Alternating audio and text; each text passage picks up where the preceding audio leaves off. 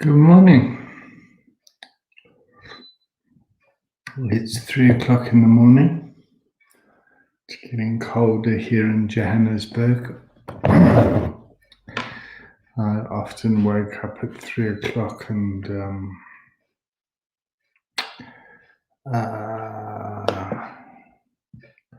worry, think, contemplate what's on my mind and where we're going. Let me just introduce myself and my role and try and sort my hair out at the same time. My name is David Collins. I'm a coach. I have a coaching company called David Collins Coaching, where I work as an independent. I'm currently in the role of National Director for the Mankind Project in South Africa. I'm a member in a peer coaching company called, which is part of Pocket Rehab. And there are my two logos. Yeah. I'm also the founder of the Foundation Clinic, which is in Johannesburg, which is an inpatient treatment facility where people come into the world of addiction treatment to the world of recovery. So they'll have a problem in their life that they used to have an addictive behavior that used to address that problem, and that addiction has gotten out of control and they need to come into the clinic, and the clinic is a place of learning, and people learn about first of all, they get their bodies right, then they work out their psychology, and then they go out into the world and learn how to socialize again. So that's the biopsychosocial model. And a big part of addiction treatment is the past and trauma. And South Africa as a country, and men as a country, and the world as the institutional world has been run by mainly men that have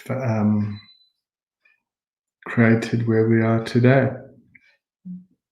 And the Mankind Project teaches men that stick around, firstly, to kind of have a look at themselves and have a vision of what the world could be like. And then they go out into the world and live that mission. And my mission in life is to empower personal responsibility. And I came out of that mission based on a childhood wound. My childhood wound was growing up with alcoholism in my family. I then went on to perpetuate the same sort of behavior, and as a result of that, a whole lot of shit happened, and I swore I would never go back to do that myself. And without learning and supporting and understanding, that's what happened to me. I became the perpetrator. And so I've spent many years trying to heal that part of me, which Jung would call the shadow. And a lot of the work that I've been doing has been making friends with myself, getting acceptance from that, and turning that part of me into gold, for want of a better word, so I can use my experience and go out and make the world a better place.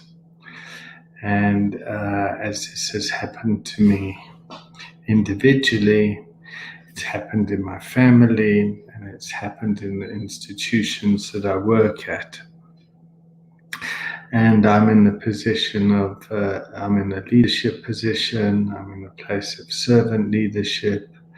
The majority of what I do is out of doing good and living a mission of service. So what I get out of it is I get to feel good about myself, and then hopefully one day I'll leave a legacy. But it causes me a lot of stress, and I often wake up at 3 in the morning, 2 in the morning, not being able to sleep, not being able to go back to sleep, and just gripped with worry about how am I doing? How am I going to keep this all together? How are we going to move forward? And what is the right thing to do? And COVID's been around a year, and a lot of people have everyone's been impacted by it. And I have a friend of mine, a man that I've met in the Mankind Project, staying with me at the moment because his ex-wife, the mother of his child, is in ICU in hospital, and so all I can really do is offer a space for that man to kind of be up here and to try and support him in a loving, supportive way as he goes through what he's going through. Anyway, one thing he was talking about was, he's a black man, and one thing he was talking about was, he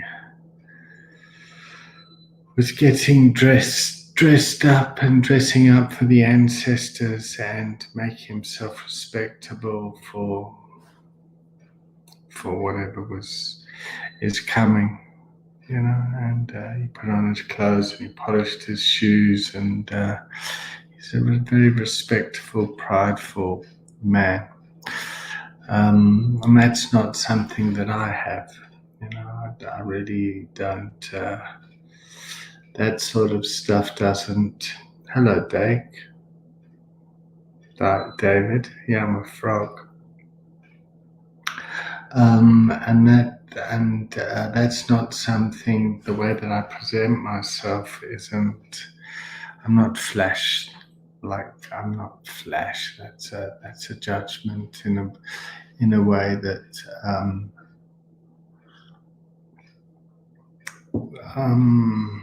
I don't really fucking care what I look like. I know other people care. But I do care about the people that I work with. I do care about the community that I live with. And I do care about the many roles that I carry. And South Africa is trying to survive apartheid. It's trying to deconstruct an institutional structure that has created wealth for the minority, and our democracy, which is about 25 years old, was meant to provide a fairer lifestyle for all. And there's been all sorts of institutional changes that have impacted corporates, which have impacted shareholders, like affirmative action, black-based economic empowerment, broad-based black economic empowerment, and to try and separate and to balance out the haves and the have-nots, to try and create a country which is more in line with the Constitution and human rights and where we're going as a country. And to I guess you have an upper class, a middle class, and a lower class, or working class. And in servant leadership, it's not in that hierarchical top-down approach. It's more like working from the bottom up. So how can I be a servant leader and serve and build up? And it's very kind of 90s thinking, and if I look at that sort of stuff, and I look at the way that technology has changed around the world, and we have all these kind of different ways of like gender-based violence, and the Black Lives Matter campaign, and the polarization that's happening in the States between the Republicans and the Democrats, that kind of say, well, Trump supporters, and I see a lot of tension in the world, and the Africa is often seen as the poor. We must go and help Africa, and we must go and help this, and we're often undermined it. Our wisdom, African wisdom. And it's nice to see you, David. So just to talk about David, David was diagnosed with prostate cancer, and he went and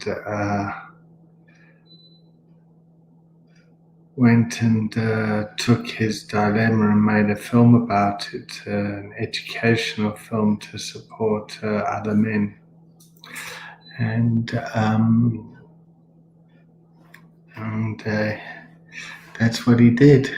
And I've always been very proud of, here's a man that's taken a crisis in his life and turned it around into an asset to kind of go and help others. What's he say? Servant leadership is an old concept, only very effective. I see the main thrust is how you listen. So listening is good, but once you've heard, then what? Once you have listened and then you understand what the change is that needs to happen, how do you go and affect that change? Now, what we did several years ago is we had this gender-based violence campaign. So we've got this men's movement that did this gender-based violence campaign that we got an award for in GQ magazine, which is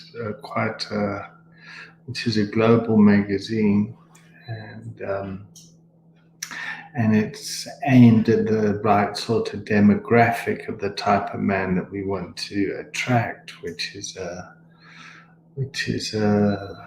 I would say a middle class man, in the sense the man is able to look after himself, and he has some sort of the basic needs that he's able to provide service and to affect change in the organizations that he works in. The trouble is, within our organization, we don't have very many men of those means, and the few men that we do have, which is the majority of white men, is that they have lives to live, and they're often caught up in spending their time trying to keep up on that hamster wheel of maintaining that environment. So when it comes to leadership in that type of organization, you're so busy in your day-to-day life that it becomes difficult to affect lasting change and leadership and succession planning and all that sort of stuff, because the haves are so busy keeping their jobs so that they can hold on to the haves. So they're very difficult. It's very difficult to give to the organization. So there's a lot of tension in our organization at the moment, and within the Johannesburg community, which I've now got to kind of send a message out to try and unite people and bring people together to make the people that are in power and have the haves that learn to listen to the voices of the haven'ts, or the people that haven't been heard. And I don't think this is a problem that's only affecting us in the Mankind Project. It's a problem that's kind of affecting, I imagine, well, it's affecting the big tech companies. Google, as you know, has a lot of what's the word? A lot of female workers walked out, and so the workforce, really want to kind of social justice. Yeah. And I know I went to visit Facebook a couple of years ago because they give us this platform called Workplace, which is a way that we can build a social network where we as an organization, everyone can kind of connect and work together. It's closed and it's meant to kind of bring in democracy in the sense that people can vote to what they want to talk about and listen to, and questions and answers can get kind of upvoted and addressed. And so the organization and the technology around this stuff is meant to come from a bottom-up approach. So a bit like Reddit, and questions and the culture of the organization can be changed, where the guys in the front line or the workers can ask the questions that get escalated to the top to management or the people in power that can then make choices around that. I'm not sure where I'm going with this. I'm just kind of waffling. But David, I'm really curious, like, how does ranking work in a community of frogs? I mean, like frogs spawn, and you've got a whole family of frogs, and they all sit and they croak together, and David goes around the world and records frog sounds, keeps a database of frogs. And Pocket Rehab is a community, a peer-based organization for people that have struggled with addiction and their families, that can support people post-treatment. And that's something that me and Damien are really interested in.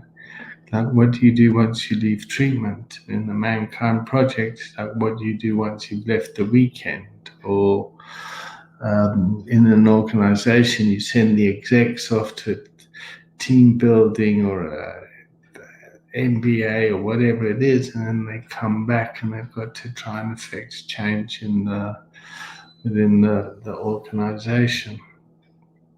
And there's a video by Mark Carr that uses the organization as a metaphor as a fish tank. Yeah, so you take out certain fish and you go and send them off to kind of clean water tank, and then you bring them back and you put them back into the dirty fish tank, and then the learnings that they've learned get polluted again because the water isn't, or the tank is polluted. And this is what I'm finding in the organization that I'm in at the moment, is we go and we do all this sort of stuff, but our tank is polluted. And if I'm kind of seen as the king frog, if there is such a thing, that needs to be croaking in a way to get the frogs over there to shut up and behave themselves and to act with dignity and respect and basically do the right thing. They kind of, which is good for the herd of frogs or pack of frogs, because they selected a frog. They selected their own little king frog there, who, in my opinion, has done a good job. If our job here is to kind of develop a more equal and just society where the wealth is distributed, where we have, and I hate saying black men, because it just so kind of, one person's black. I mean, in a European company, you wouldn't say the white men. We're an international organization, and all the white men there, you'd say, well, we've got the Germans, we've got French, we've got the Dutch, we've got the Greeks, we've got but here in Africa, it's kind of like the black men, when we've got 11 different languages here. Let's see what David says. I'm in a steep learning curve in understanding frogs. The National Museum has a grant to record. Let's show this. I'm in a steep learning curve in understanding frogs. The National Museum has a grant to record as many frogs in Australia with citizen science. It will answer many aspects about frogs. We're all people, whether black or white. Yes, that is true. That is very true. We are all people, whether black or white. However, a whole lot of people, I see you've got lines there, a whole lot of people get impacted by whether they're black or white, or what their race is, or what their color is, and what I learned from Australia is basically the class system there, from the Aboriginal people have always, the guys that were there on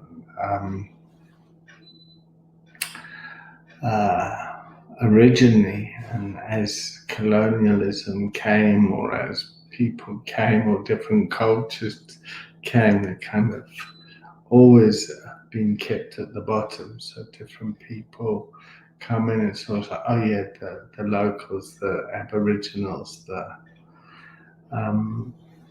and that's what I learned about just sitting and listening and meeting different people as I went around Australia, looking at my perspective of white male, white straight male.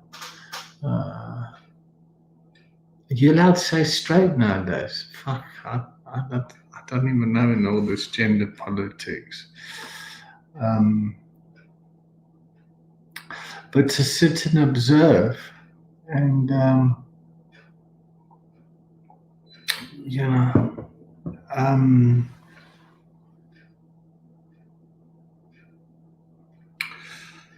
yeah, and fuck, this stuff wakes me up at night. It wakes me up, and I need to kind of talk about it and things. So, my partner in America, Damien, he's he's he's a Republican, and he's all he's ever done is good, from what I've seen. All he's ever done is taken his power and to try and be a father, to bring up his son Preston, and to do good in bringing people together with a common cause of trying to find recovery and what recovery is. And regardless of kind of his political views and his political culture and all the stuff that gets projected onto him, when I look at him in his eyes, he's just a guy with a good heart that wants to do good and is doing good. And if we mention politics or something, things can get very polarized. Not for me personally. When it comes to politics, I'm not really, I don't really understand it. I'm more kind of anarchistic and anti-establishment and uneducated in that way. I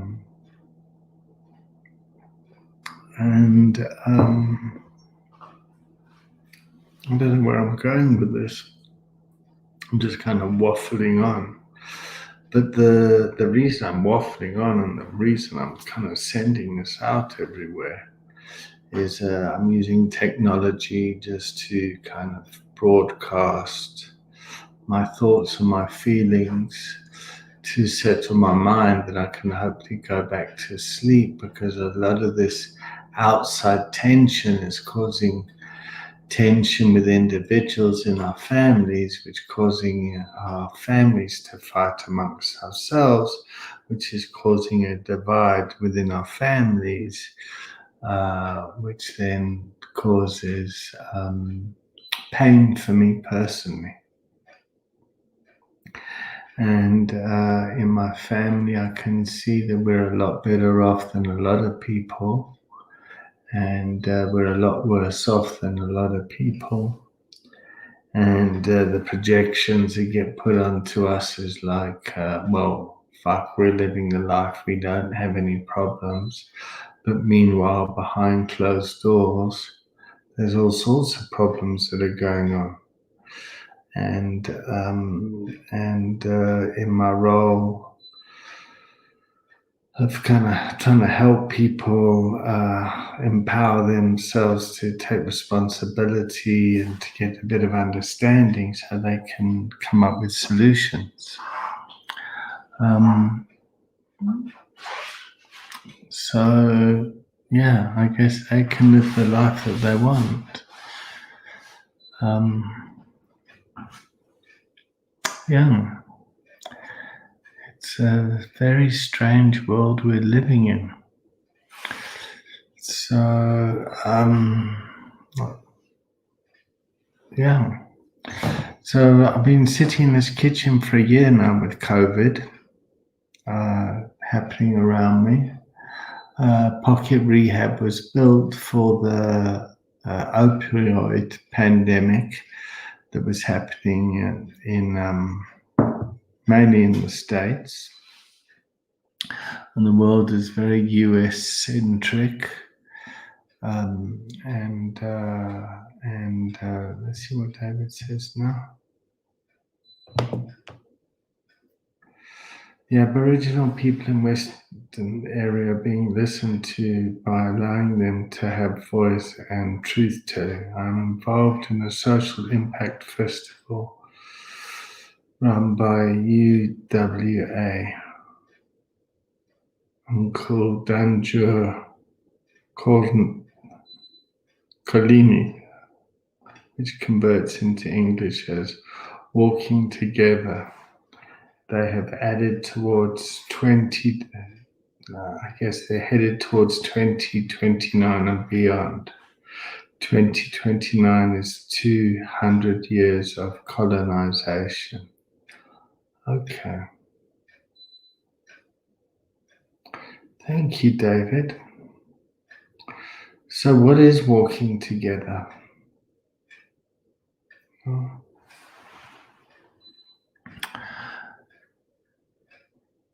What is walking together?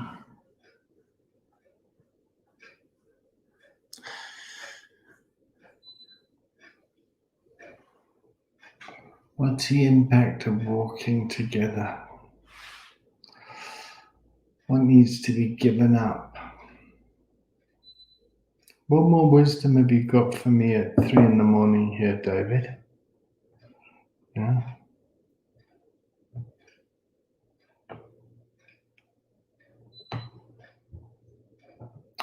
Because the one thing about addiction is everyone gets impacted by it, and it's a stigmatized illness in the sense that was the way people kind of traditionally lived, and different cultures would celebrate and get high. Yeah, and alcohol became the dominant legal drug. It's a very good drug. It works for most things, but other drugs and other cultures were criminalized, and which so, for example, marijuana or cocaine or heroin, opium, all that sort of stuff. And that stuff went underground, but that stuff is really rooted in racism. And, it's complicated. But anyway, that's not why I'm here. Why I'm here today is I'm thinking about our own community and how we bring in change, where we bring in more diversity.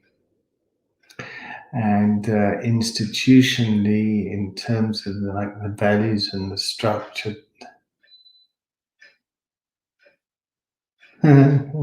Hey Dirk, how are you? So Dirk, where are you, Dirk? I know you're in the States. Whereabouts in the States are you now?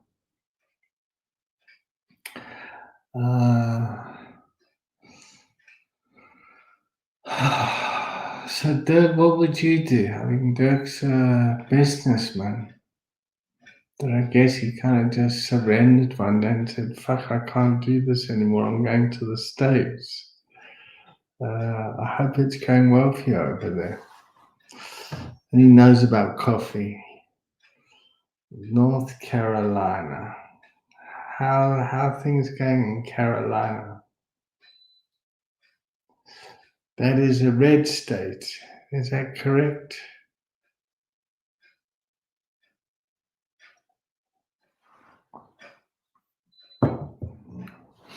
It must be interesting for you over there.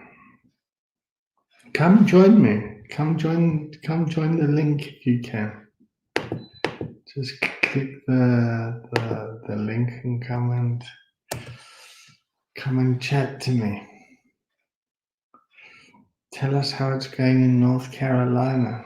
David, you're welcome to come too. I'll let you into the studio and we can talk about this stuff.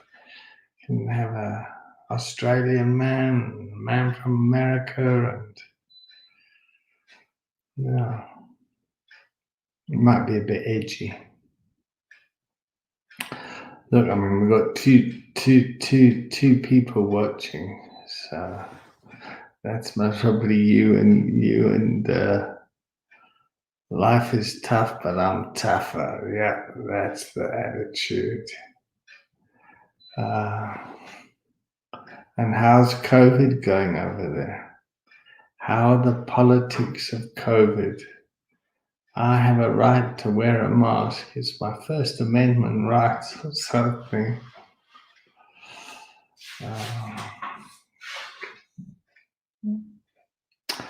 So in Australia, there are far less COVID deaths in comparison to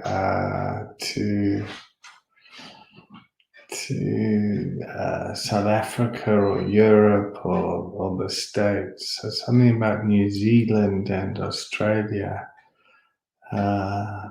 whatever they did, really reduced.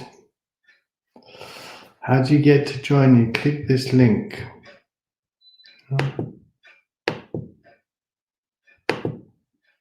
Just click that link there, David. Do you see that link there?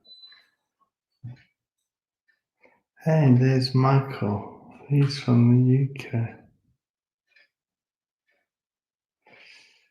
I wonder how else I can send this link out. You should have got it on my Facebook page or tell you what, I'll send it to you by email.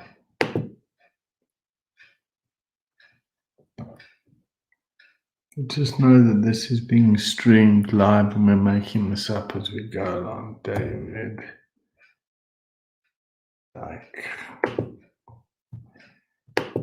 There you go, David.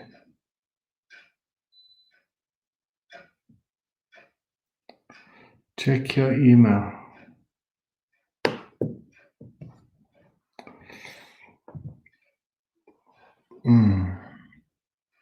So once I wake up at this time, I know there's no going back to sleep. All I can do is sit and process information.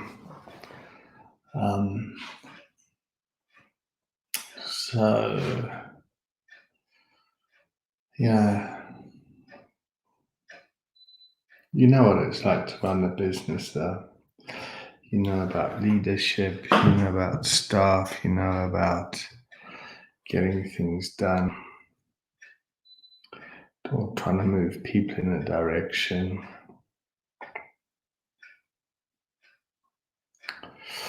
So the men in the Johannesburg community that are watching this, need to take responsibility for your part in creating the chaos, because what's happened here in the community is one man stood up to. There's David. Okay, let's bring David on. Responsibility for your part in creating chaos. Mute your computer. Here in the community is one man stood up to. There's David. Okay, let's bring David on. Responsibility for your creating chaos. You're going to have to mute one of your devices, David.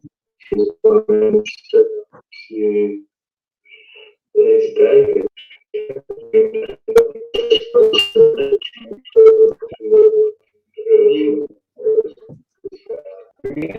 One of your devices. David, I've just removed you. You're going to have to mute one of your devices. So I think if you're listening on your computer, either just wherever the stream is, keep that open and then close down Facebook or something, and then I'll add you back in. Mute one of your devices.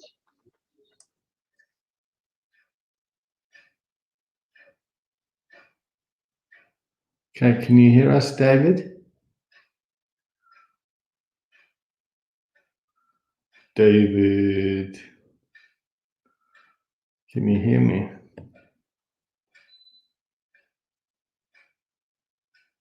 We're getting the echo. Now I can't hear you at all. Say something.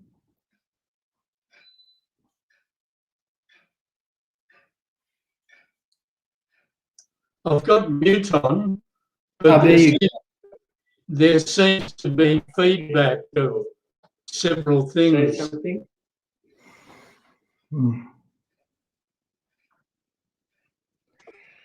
Okay, so what are you watching here on Facebook? There seems to be feedback. So close Facebook and just stay on via your browser. What are you watching on Facebook? I'll go into Pocket Rehab and join in from there. So close Facebook. I don't know if he'll be able to join from Pocket Rehab.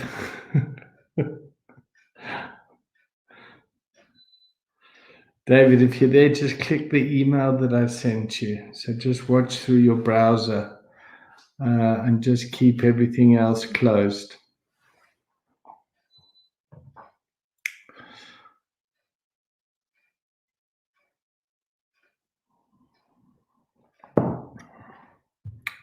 So we've got 5 people watching now. Whoop, whoop. They're all coming from my personal Facebook page. Oh, here we go. Let's try David again. Is that any better? Yes. Ah, yeah. Okay. Yeah, University of Western Australia. I realised once I put it there, I thought, oh, do you know what UWA means?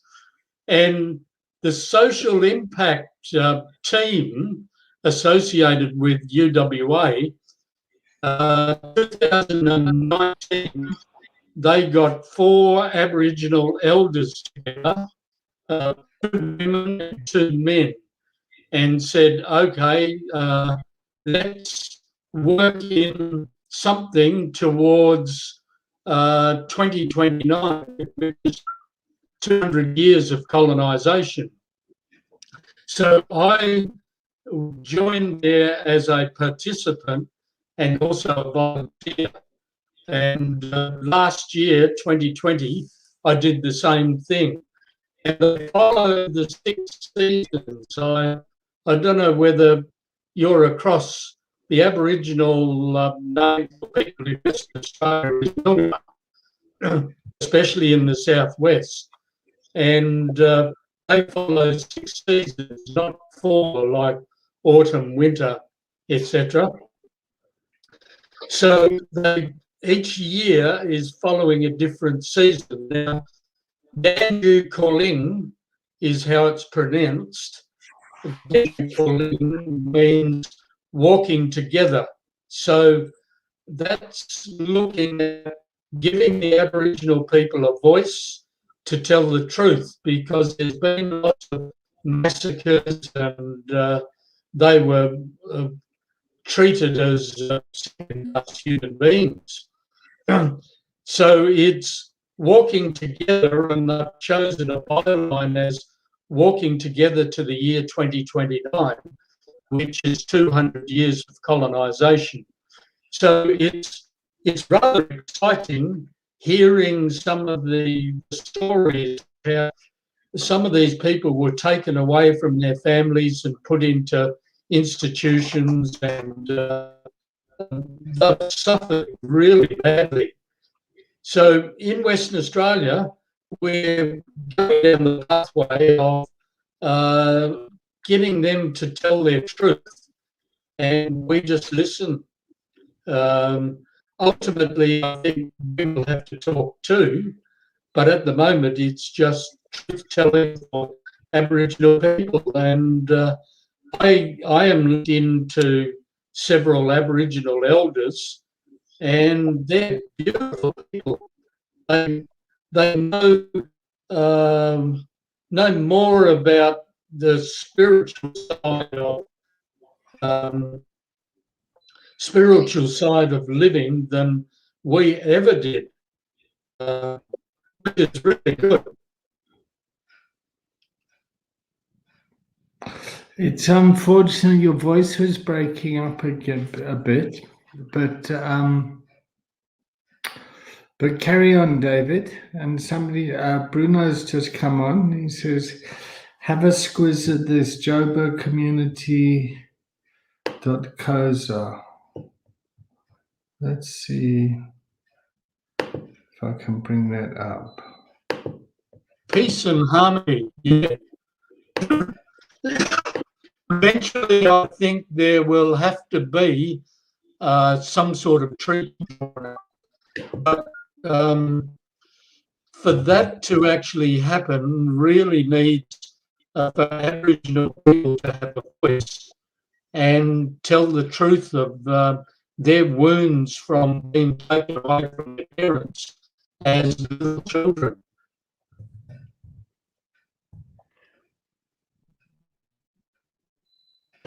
And I suppose apartheid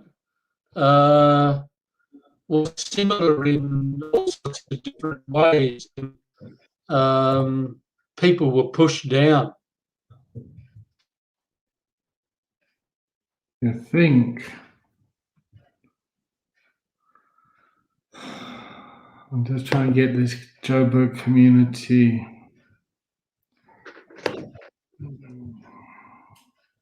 So how many people have you got listening? Hardly anyone. It's 10 to 10 here, so I suppose it's nearly 4 o'clock over your way. Yeah. It's 10 to 4 in the morning. Yeah. How do I'm trying to copy that link. Bruno's in Joburg community. I've no idea. Ah.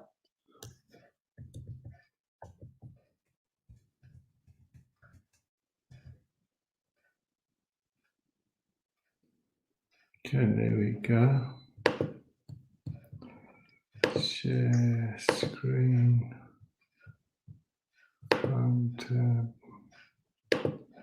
Okay, that's what Bruno's talking about. Can you see that? Ah, okay. Most important topics. Let's have a look at that.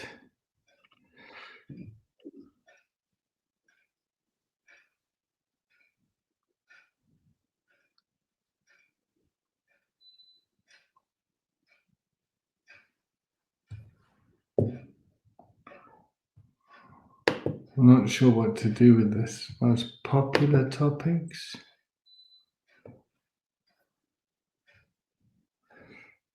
Bitcoin, promising natural. Okay, well, this one's got 4. Let's have a look at that one.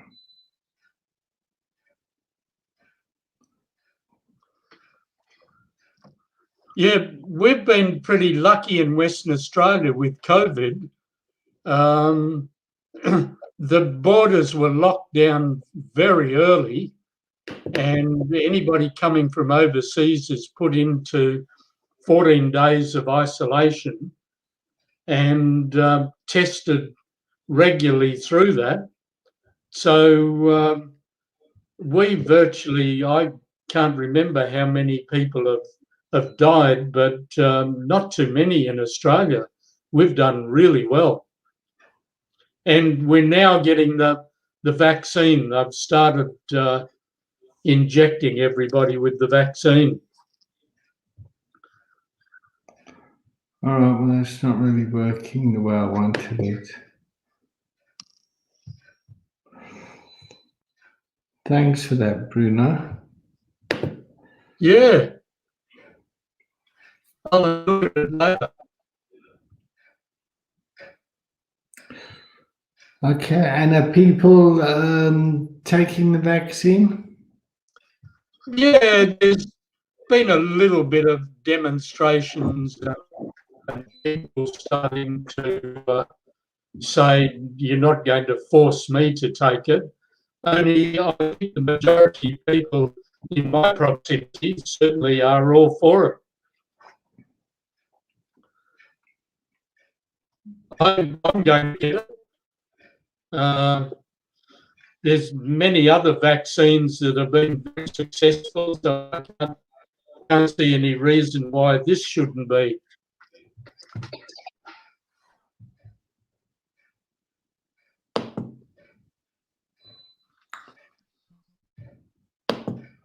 I wonder if I can change the...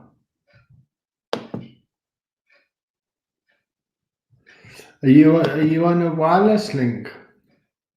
No. Are you hardwired? Yeah. Okay.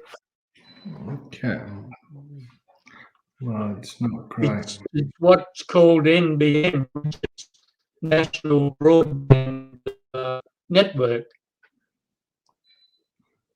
So there's fibre to a node, and then from the node to the house, they used the old copper cable, which comes into my house. So I'm on that. Okay. Because you were in telecoms for years, weren't you? Yeah. 38 years. I worked for, well, it started off as PMG, which was Postmaster General's Department. Then in 1979, I think, it went to Telecom. And then quite a few years later, it went to Telstra. And it was sold off in 1997, I think. But I had taken redundancy just before it was sold off. I was in middle management, so they sent around an email saying we'd like 80 people in middle management to take a redundancy.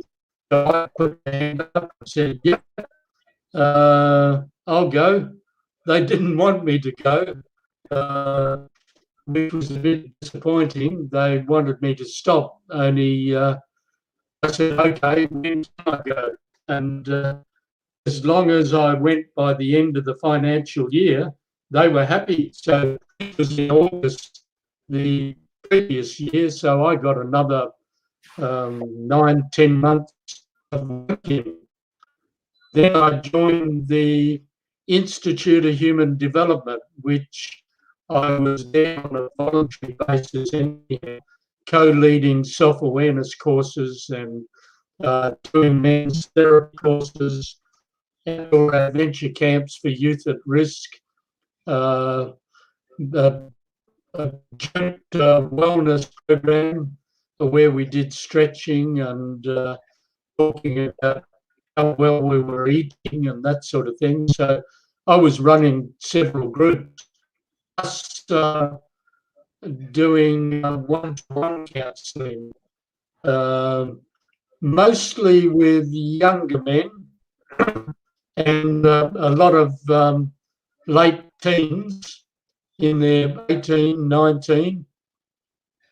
The biggest thing was being involved in the self-awareness course.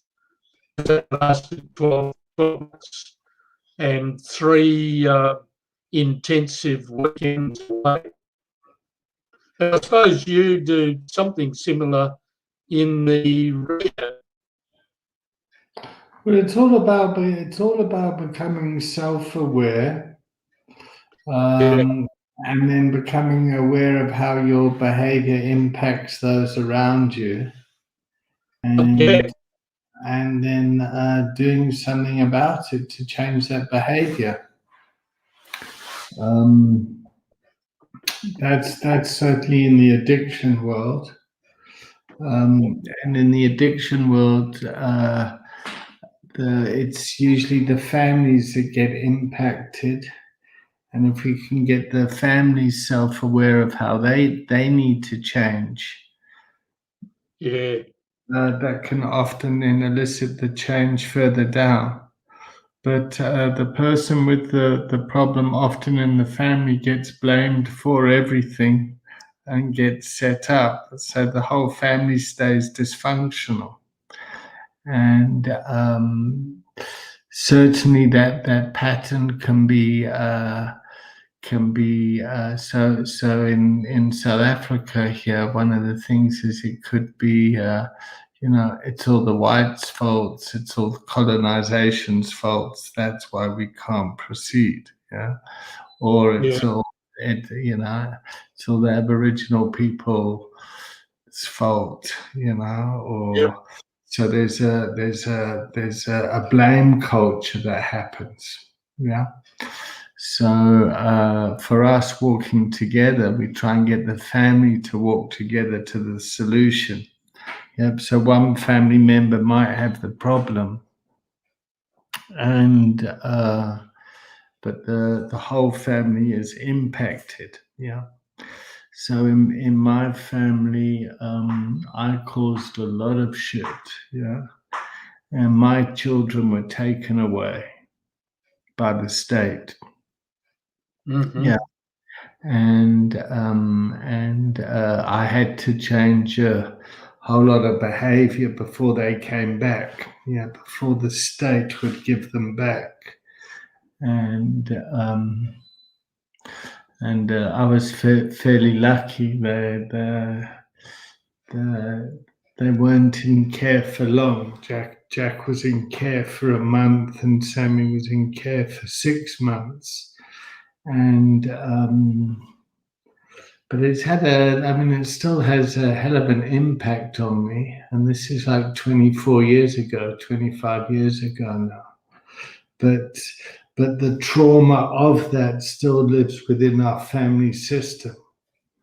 Yeah. So remember when that happened, remember there and then and those days. And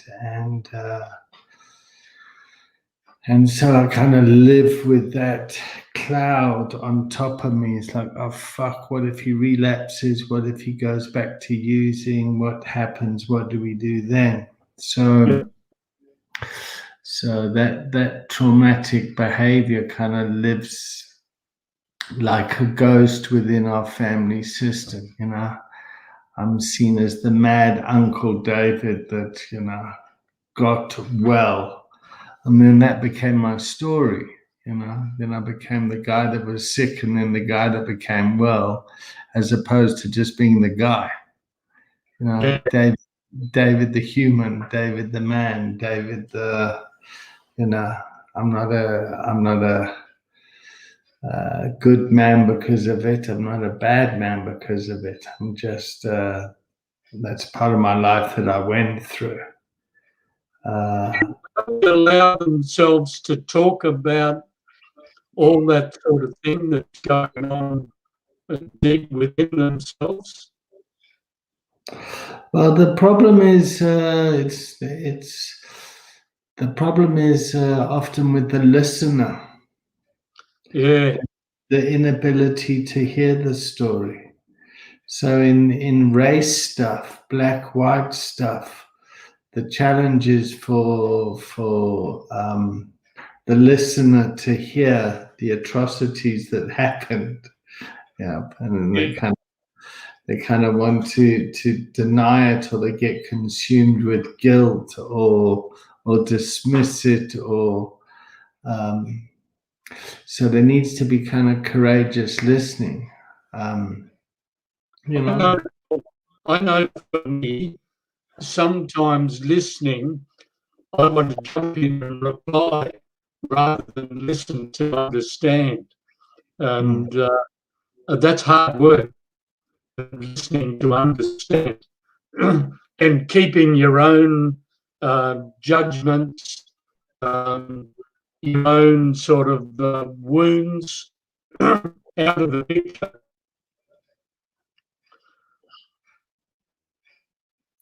And when does someone feel heard? And when does justice happen? Yeah, good point. I generally know, or I can see in their body language when they've been heard, because it changes their, they actually they actually change their whole concept of if they've been really listened to. But it's, as you say, it's hard to be a listener because your own stuff gets in the way. So what do you mean by they've changed their concept?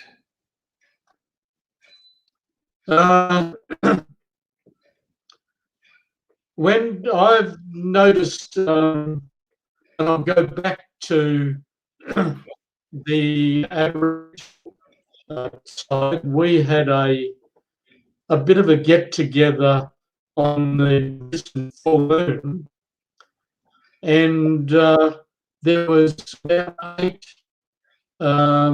older people. Some of them were elders, some of them were just older people, hadn't been accepted into the eldership. They told their story.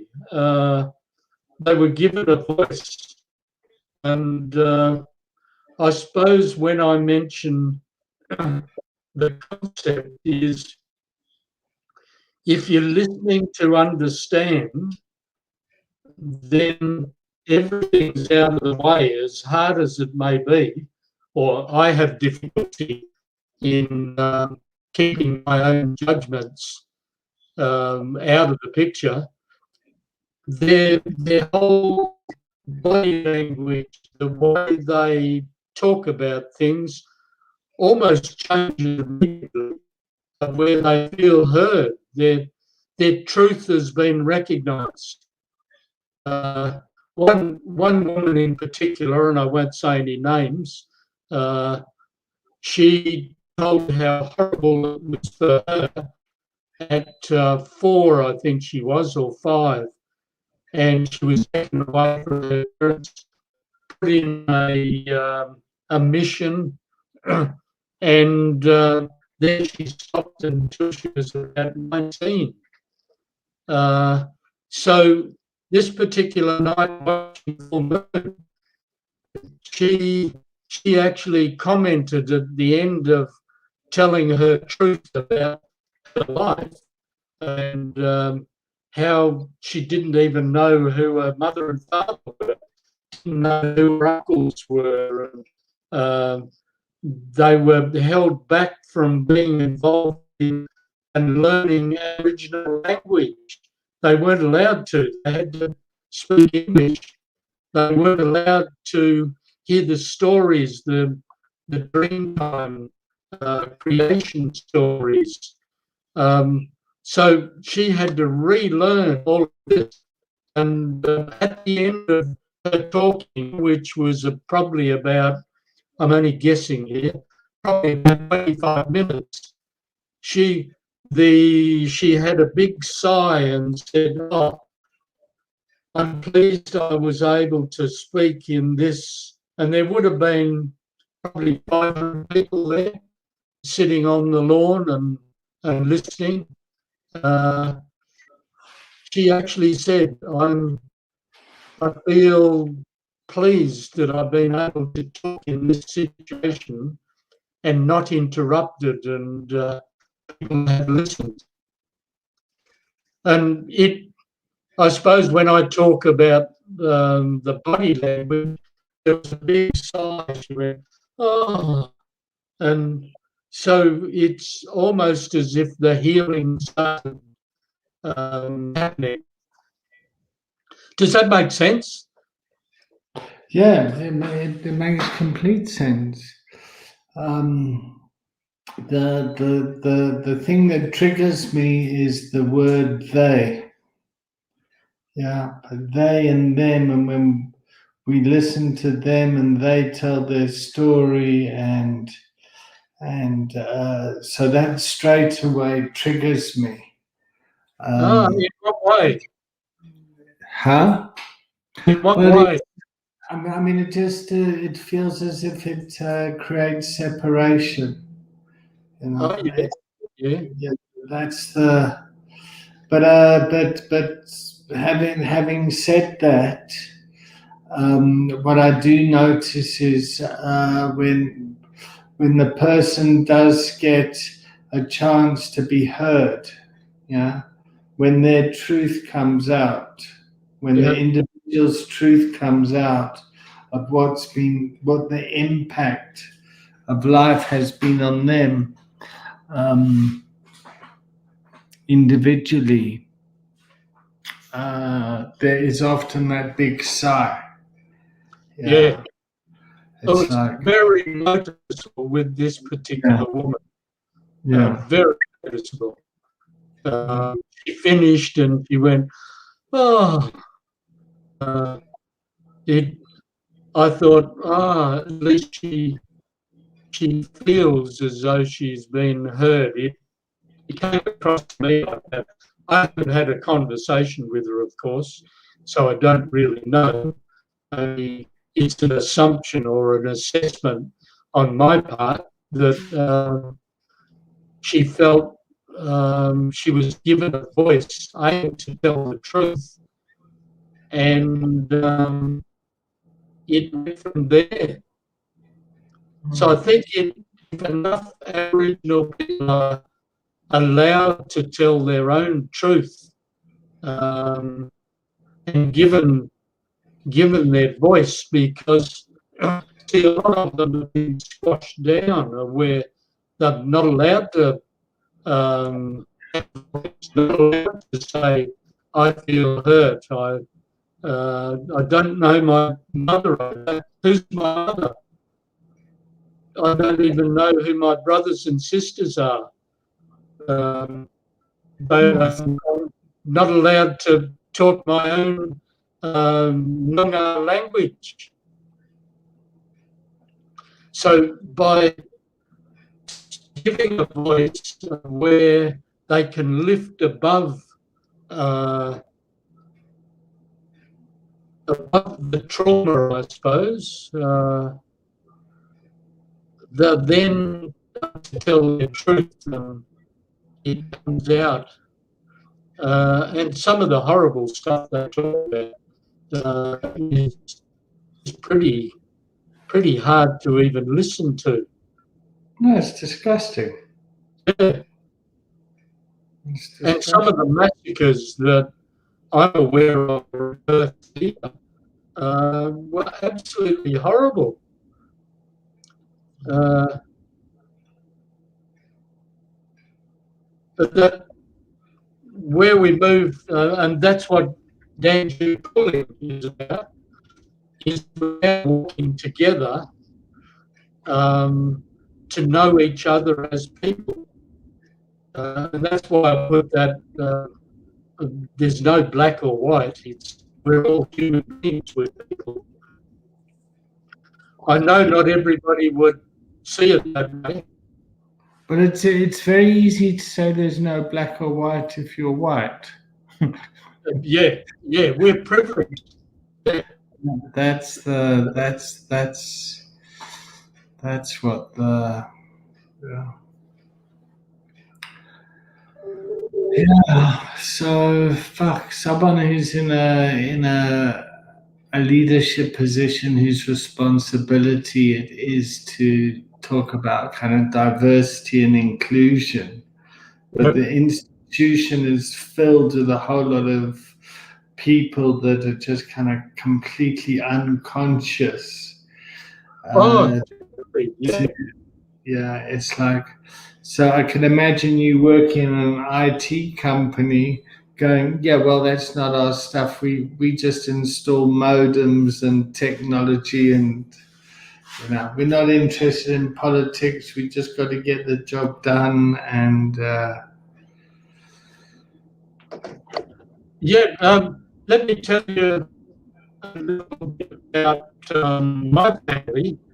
In 2019, when I decided to be a participant and volunteer, I went up to my son and daughter-in-laws, 4 kids, and my daughter-in-law said to me, "Oh, what have you got on for the next week?" She knows I'm involved in all sorts of different volunteering, So I talked a little bit about the Social Impact Festival, and that there were 4 Aboriginal elders speaking. And she said to me, "What the hell would you want to go there for?" I chose not to say anything at the time. I thought, I'm not going to enter into this conversation. And it wasn't really, she did ask me what happened after, and was sort of a little bit interested, but didn't display anything. Last year in 2020, when I went up to have dinner with them, again, the question was, what do you got happening in the next couple of weeks? I said, Danju Pauline is coming up again. So I'm a participant again and volunteering, but probably more in the volunteering role than I've been in the past. And she said, what sort of things might be talked about this year? So the difference in sort of from the year before to them being sort of semi-interested, and I went up for dinner with them last night and just checked with my son and daughter-in-law if it was okay for The Carers of Everything, which is that book there. It's a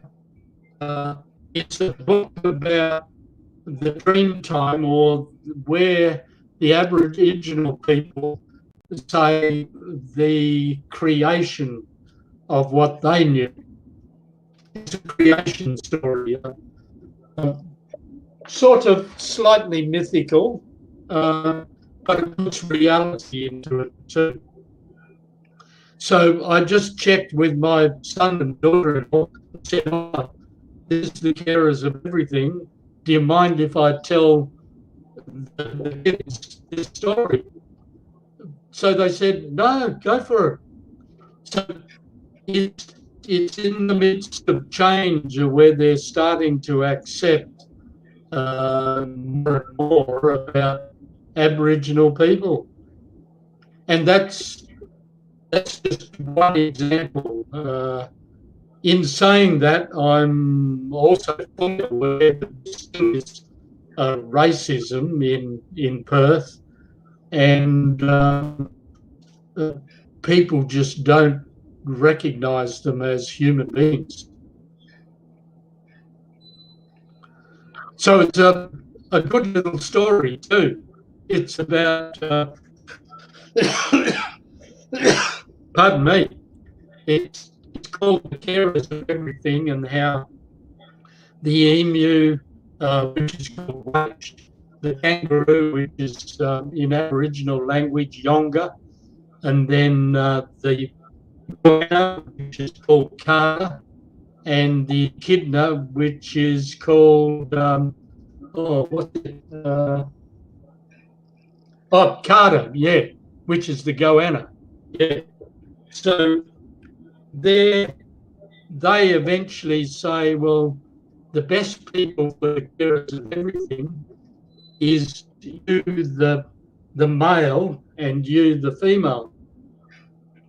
So 2 human beings become the Carers of Everything. So that's where they were given and introduced to the totemic system, which they're given when they're born into a totem, family totem, and then they're given an individual totem along the way. So it's quite a realistic way of looking at things. So say I was given a totem of the kangaroo, then I would have to, as a young person, have to learn all about the kangaroo and what it eats how it relates to all the other people, all the other kangaroos, and study it deeply. And then an elder comes along and says, this week, or what have you noticed about Yonga? So they haven't learned much, they're then pushed to find out a little bit more. And so that person who's got Yonga, the totem, they wouldn't eat a kangaroo, or they would look after it. Whereas other people in the family would probably eat kangaroo. So everybody has something to look after. So that's where the story of the parents and everything. It's a bit deeper than that, of course. I'm skirting over it, and it's not my. I've never been given permission to tell the whole story, nor would I, because that needs to come from an Aboriginal person. But the basics, I'm able to tell that. So it's all interesting when that whole concept of where us as human beings have to look after all sorts of different things in different ways. Plus look after each other, of course.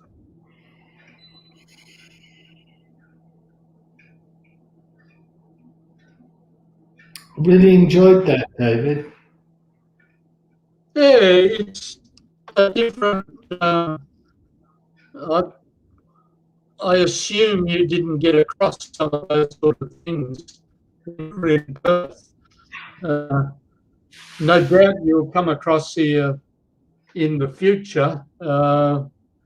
Let's get involved in a storytelling by one of the Aboriginal elders that I'm close to, James Noel.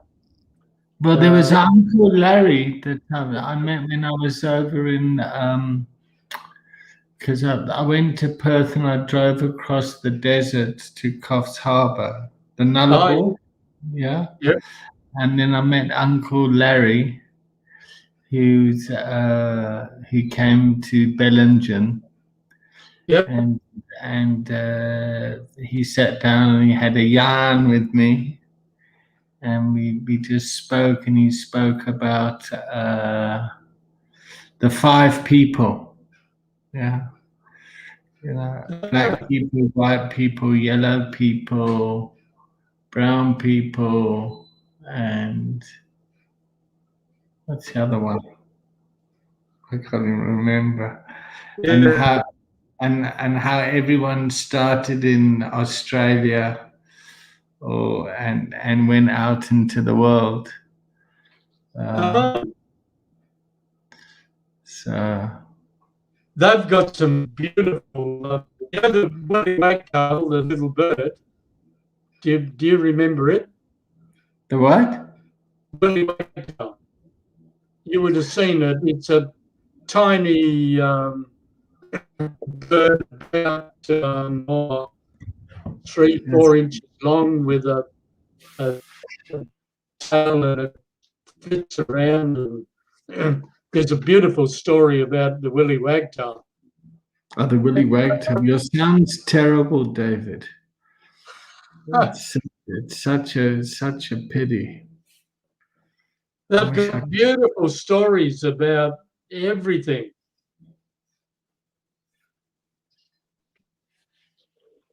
Even frogs. Well, that's obviously your animal. Yeah. Frogs are the most endangered animals in the world because of climate change and all the different changes of where they're knocking down forests and things like that. They're the most endangered.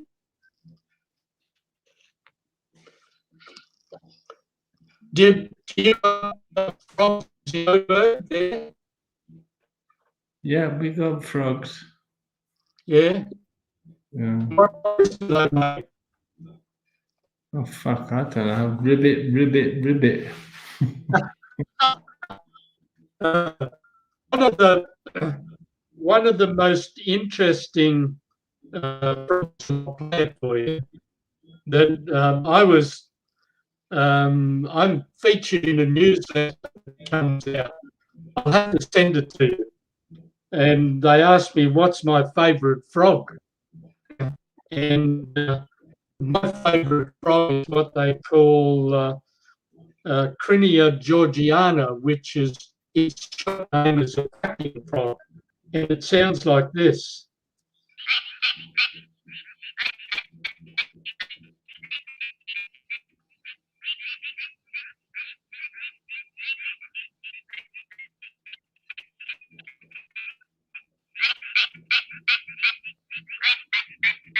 Yeah, it sounds just like a duck.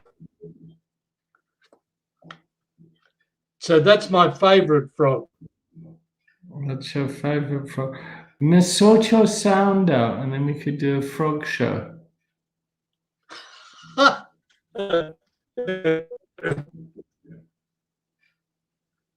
So are you going to go back to bed, or? I'm not sure what I'm going to do. I'm going to end this call. Yeah. And I'm going to ponder on what the right thing to do is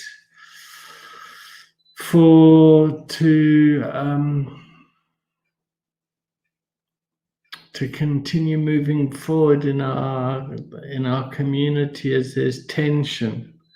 Yeah. Because if we look at it just from the various roles that people are meant to fulfill in the organization, so you've got the national director and then you've got the center directors.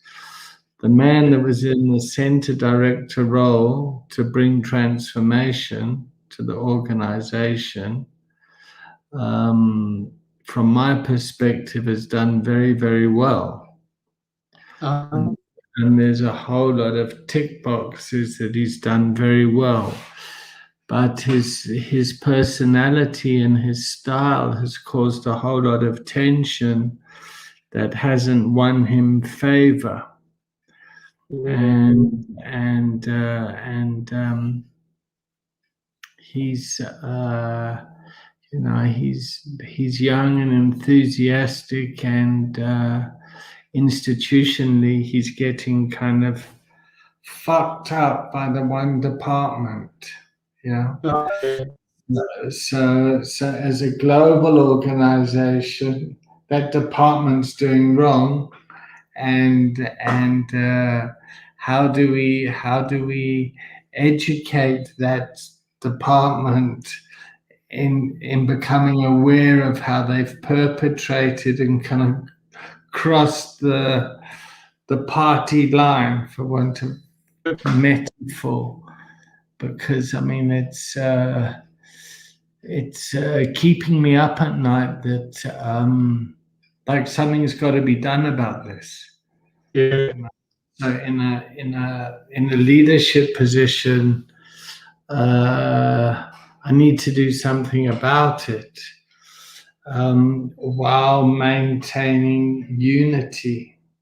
Yeah. And continue to do the same thing. Most organizations, and you probably know this, I'm telling you how to suck eggs, sort of thing. After a certain amount of time, they implode. And when I was with the Institute of Human Development, it imploded.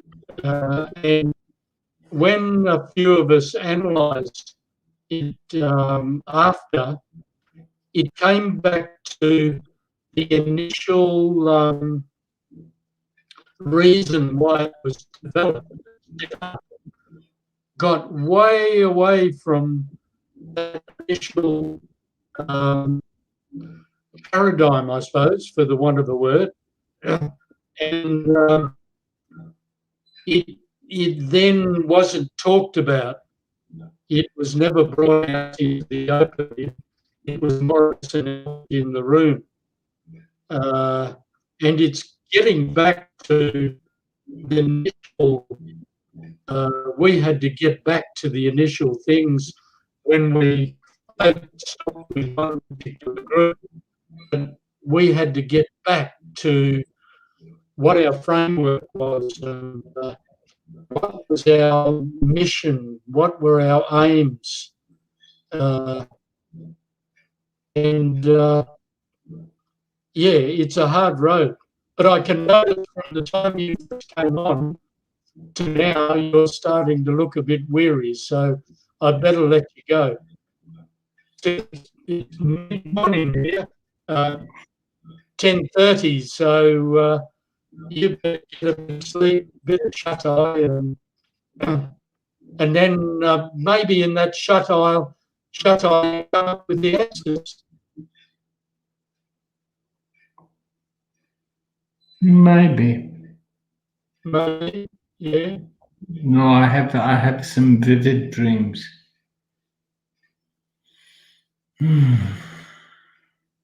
Bye-bye, David. Bye-bye, everyone. Bye.